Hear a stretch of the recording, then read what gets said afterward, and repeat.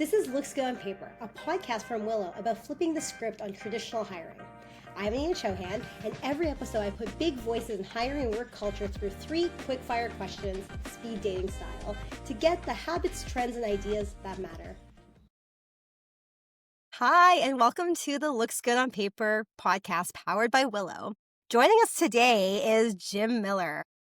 Jim is the VP of People and Talent at Ashby, where he's helping shape how modern recruiting teams scale. He spent over 2 decades building high-impact hiring teams from startups, scale-ups, and global tech companies, and he's one of the rare people who can talk about recruiting from both the human and the data side. Hi, Jim. Welcome to Looks Good on Paper. I'm so excited to have you here. Why don't you tell us a little about yourself and your journey? How did you get here? Thank you. Yeah, thanks for having me on. So I'm Jim. I lead the people and talent team here at Ashby, and I've been in TA for 25 years next May. I did 5 years in agency in London, hiring software engineers. And then I was the first software engineering recruiter for Google in London. So before there were any engineers in the office, I helped build that out. I led the first sourcing function for Google outside of the US, and then spent 5 or 6 years running global inbound for Google, based in the US. So I moved over to the US 10 years ago from the UK, all kind of 4 or 5 million applications a year coming through my team. And then my fun moment in the 15 years at Google was being a designer of GHire, which is Google's in-house ATS that we designed in 30 days, designed and built an ATS from scratch in 30 days in 2011. After Google, I joined FullStory as the head of TA, where I became an Ashby customer. And then I pitched myself for a job at Ashby that didn't exist. And thankfully they said, we hoped you'd ask. And here I am 2.5 years later. Oh my goodness, what a story. Okay, first of all, I feel like we could do a whole podcast on you building an ATS. I'm sure you already have. I'm really excited to have you here today. Just obviously you have some opinions on hiring and have seen the good, the bad, and the ugly. So you know the drill. 3 questions and a wild card. Speed dating style. And we're going to kick it off with the first one. What's the biggest hiring mistake companies make, even though they know it's clearly not working? I think the biggest hiring mistake companies make is relying on employer referrals, whether it's from paying out bonuses, which just causes a ton of noise as everyone tries to throw everybody in the system on the off chance that their referral will get through and they'll get a bonus, to the cultural impact of hiring a lot of people from one company, or just the fact that there's an element of bias built into the fact you have to know somebody who's in the company already. And I've seen this go to an extreme where systems are built to prioritize employee referrals. And what happens there is you miss out on the rest of the talent pool who may be stronger, but because they don't have that connection with the company already, there's no opportunity for them to be seen. These folks who've got real aspirational goals of working for your organization and can diversify the thoughts and the people within the org. So I think that's one of the biggest mistakes companies can make. They're doing it because it's potentially the easiest way, the lowest volume of applications to deal with. But net downstream from that, it can have a real impact on quality of hire, the talent density, and therefore the performance of your company as a whole. Yeah, absolutely. And I think a lot, obviously with your experience for like working for really big names, that it is encouraged, like bring someone we'll incentivize this for you to bring someone But I worry about that kind of, that bias that comes in, which we'll talk about in the next question. But, we see ourselves in this other person. We're only bring in that same type of person over and over again. And to your point, what does that do to the overall company and how it grows and moving towards, whatever, that next stage, that series B, D, whatever. Exactly. Yes. I think that's something that we hear a lot about on this podcast. Lots of people have brought that up where not necessarily that employer referrals is the problem specifically, but I see this being a function of that. And I know you had mentioned as well, like there is a quality of hire problem there too. How do you incentivize people to bring the right people in, but not just over-index on that one thing? What mechanisms do you have in place for that? Well, we don't actually pay out bonuses. Referrals they're just an organic part of the pipeline. We post every single job externally, and we post for a period of time. The average is 5.5 days that a job is posted for. And that time period is all data driven to attract the right talent pool to fill the role 2 or 3 times over. And the idea is that we create choice at the end of the process, choice being the biggest driver of quality. To do that effectively, you have to look at 100% of the applicant pool. And we're using time to restrict that as a throttle in effect to make sure we do get to 100% of the. So everybody inbound, everybody who is a referral and everybody who's sourced and internal mobility candidates as well, all get viewed same time, as part of the same pool, shortlisted, and then the very best move forward in the interview process objectively. That's how we do it. For us here, we're at 62% of our hires have come inbound in the last 12 months, Amazing. and Amazing. referrals are down around 17%. It's great. Wow. Sounds it's a really great framework. And I know that those listening to this that'll be so helpful for them. One thing I should add there is that we also measure Yeah. quality of hire. It's a piece of functionality we have within Ashby, and there is no real difference between those different channels in terms of the outcome, the quality Mm. of hire of the people we hire. There's no difference between the different channels, which says our interview process is working right, but it's Yeah. also a great indicator that you shouldn't rely on one particular channel like referrals. Absolutely. All right. I love it. All right. Moving on to the second question, which we've kind of alluded to already, but what's a hidden bias companies unknowingly have, even when they think that they're being progressive in their hiring? I've just touched on it actually, and it's the fact that they don't review 100% of the pool. There's a lot of noise around the noise of application volumes right now, be they from the mass layoffs or because of AI, automated fake applications, and so on. If you only review the first 10% of applications within your applicant pool, you're creating a statistical bias. The By definition, there is only one best candidate in your pool overall, and they are very unlikely to be within that first 10%. The Hmm. maths is pretty straightforward. If you think about it, there's also only one best candidate from every demographic, whichever way you want to slice and dice demographics. So they are also statistically unlikely to be within that first 10%. Now, it's impossible for us to really judge who is the best candidate based on paper. But to your general theme of resumes, that is the first task of a TA team to use that paper Sure. to decide on who is best. So you put a group of people forward, a slate of candidates forward for the role. But if that slate only comes from the first 10% of your applicants, that statistical bias comes into play. Now, they think they're working very efficiently, very smartly, but they're Hmm. not. What actually happens is your company's quality of hire and representation will both start to fall because you're not identifying who the best talent is within that pool and the best talent from any demographic because of the Absolutely. methodology of only reviewing a proportion of your applicant. Absolutely. So, what is your team actually reviewing, or what tools and systems or methodology, to your point, do they have in place to be able to then actually see the whole pool versus that slice of it? And what do you recommend?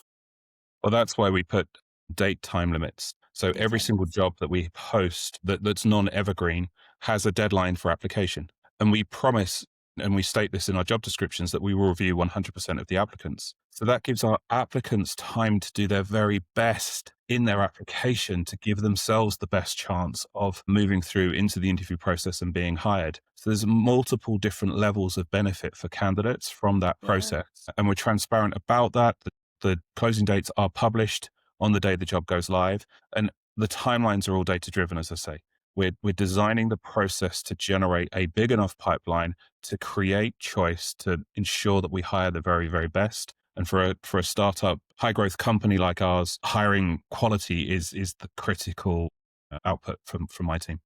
I've been in many startups in my lifetime, and I do a lot of mentorship with them. And I know that resources, biggest need and hurdle, finding the right fit and making sure that you get it right. There's a lot of pressure around it. Having the date limits posted, it's not whoever comes first through the door, right? When I was a hiring manager, like the influx that came in first, I would get overwhelmed and I would shut it off. So I wouldn't even get the full scope. And you miss out, to your point.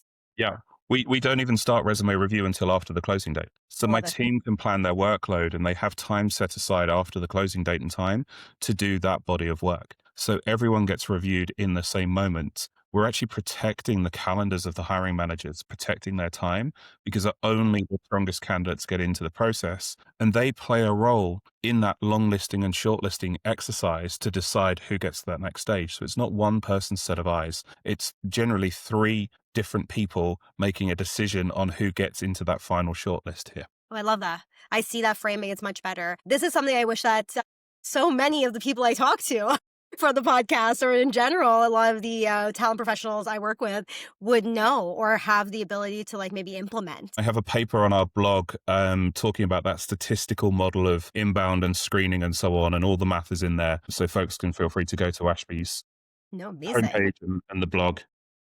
We will put that in the show notes for sure. I think that'll be something so interesting. All right. So now we're on to our third question, which is one of my favorite questions, actually, to your point about us having a theme here. If you were to suddenly remove CVs from your current hiring process, what would that look like? Don't think it is yet possible. And it's not because of a lack of desire, it's because of a lack of alternative format and evidence. And as far as I can tell from my experimentation, it's actually an increase of work for the teams, not a decrease in work for talent teams. And that workload is what causes a lot of the biases, the statistical bias piece that I was talking about earlier, where they then have to build efficiencies into process. The other side of this is there are risk issues with this. The resume in its own right is a document. The job description is a document. The pairing of those two together, the evidence of does this candidate objectively meet the requirements as stated on this document, that forms a protection for companies, especially if they're government contractors in the US. So Yes. that piece is absolutely critical. So to go up a level, if that became the drive for folks to go to a non-resume application process, they'd have to overcome all of those hurdles first. So I don't actually see the resume disappearing anytime soon. And I don't think the technology is there to enable a non-resume workflow to be successful yet. This is one of the challenges too, because we think all of our systems are actually built around it as well, right? So I think LinkedIn has become that, I guess, in lieu of another solution, right? What's LinkedIn if it's not a resume with a different name? It's true. That's the Absolutely. trouble. That's the trouble. And which was better? Who owns the data? That's the whole other side to it as well, right? So it is one of those things where I think everyone can unanimously agree that there are issues with the way that it's run. And you do need that kind of backing and that data and that, assurance that comes with a document, as traditional as it is. So like, what could it be? And if you were able to say like what you wish it could be, do you have an idea of how it could look? I think there's an element of choose your own adventure to this. What you start off not know about the company. You don't have to understand the company's org chart or their job descriptions or anything else to want to work there. And you can navigate your way through from a variety of questions from different starting points to get to the end result. And if the system is then asking you the questions for you to answer to give the evidence of you meeting the criteria, the likelihood is you're probably pulling these from a resume type document anyway, because it's a nice way to organize things. But being able to give specific evidence as to how you meet the criteria for a certain job, there's an element of self-validation there.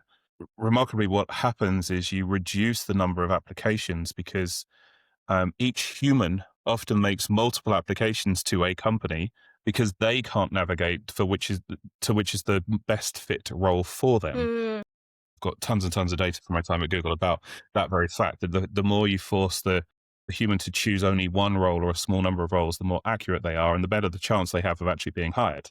You still need to create then that document of record, yeah. which would look remarkably like a resume, as a piece of evidence for the interviewers to prepare from and candidates to anchor on and so on. Absolutely. Absolutely. So if really there's no getting away from it is what you're saying. There's always a document that describes the thing. It's I true. think It's true. until things have gone beyond my capability to comprehend future wise.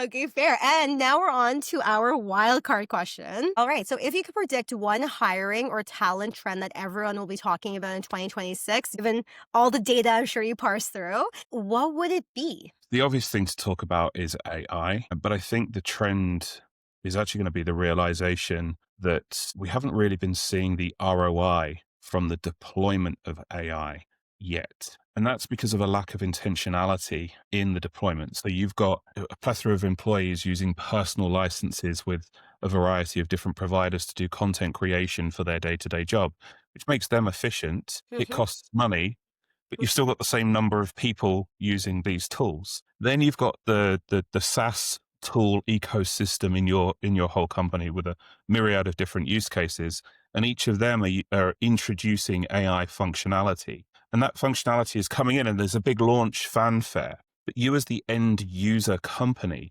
are not necessarily analyzing the impact that each of these pieces is going to have on your workforce. Mm, Now, if the whole idea is for the workers to save time, where is that time going? Parkinson's law of productivity, people have heard me mention this before. Luke Eaton, hat tip to you for showing me it in the first place.